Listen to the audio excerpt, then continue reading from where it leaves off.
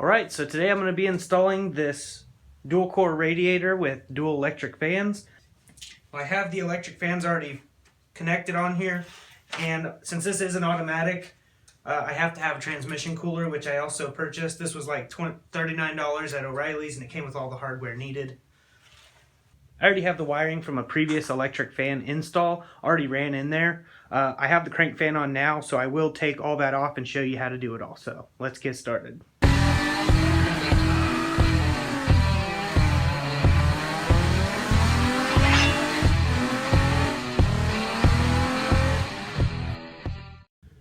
Obviously, one of the first things you'll want to do is drain all the coolant out of the radiator via a drain plug on the bottom side of the radiator, and remove the transmission lines from the radiator as well.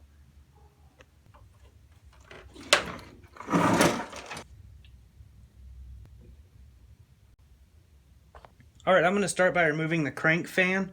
It's 4 nuts that hold it on to the water pump.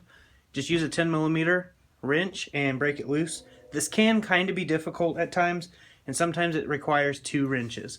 And I'll show you kind of what I'm talking about. Alright, basically you'll just pull up on it. Sometimes you can have enough tension on the belt that it doesn't move, but other times you'll have to use the assistance of another wrench holding one down while you loosen a few of the others. I'm going to go ahead and take all these bolts off.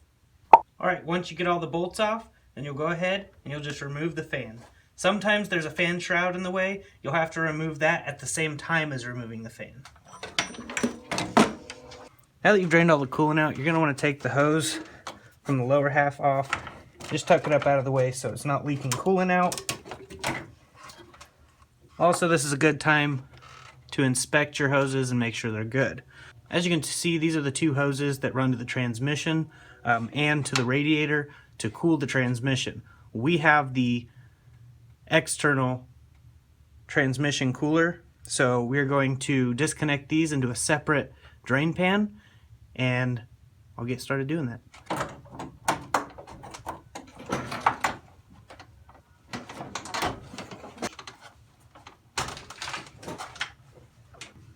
Alright, now to remove the radiator, on top on both sides, driver and passenger, there will be a clip. Remove these.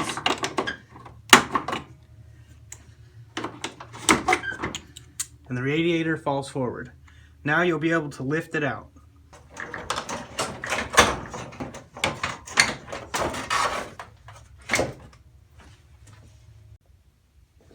Alright, once you get the old radiator out, these 2 little rubber pieces come off the top of the stock radiator. You'll want to put those on the aftermarket one. So I had to put the transmission cooler up in front of the radiator and condenser. I totally forgot about there being an air conditioning condenser in front. Usually my cars don't have them, so I had to relocate it with the mounting that was given and run the lines, as you can see down there. And that's where I ran the transmission lines directly to where they plug into. So yeah, now I'm going to put the grill back in and get the radiator in.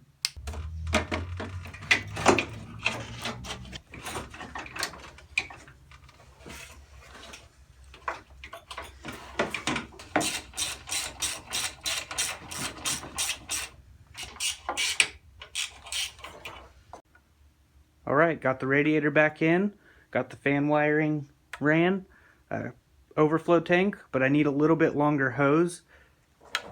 Since the factory one, the fill tube is over there, this one's over here. I just need a couple more inches of hose and it'll be good to go.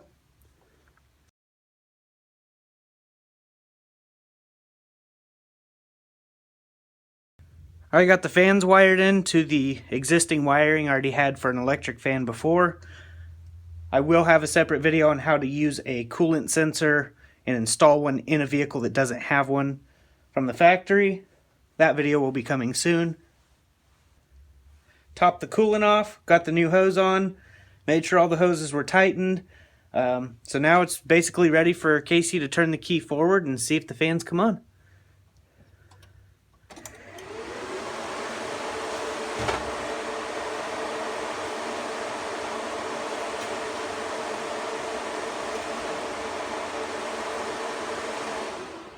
Well, they're working really well. They're pushing tons of air. The radiator is pretty solid in there, so it's not going anywhere. The transmission cooler is up front now in front of the AC condenser, and it's solid, so no leaks. We started it up and there isn't any leaks coming from anywhere, so that's good.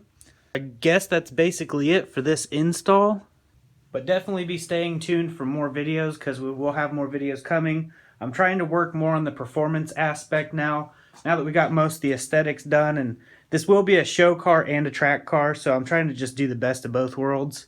If you found the video helpful in any way at all, definitely smash the like button. If you just like my videos, definitely smash the like button. Drop a comment below, share the video. We've got more coming, I promise, so definitely stay tuned and subscribe if you haven't already. Turn the bell notification on and I'll see you in the next video. Thanks for watching. God bless.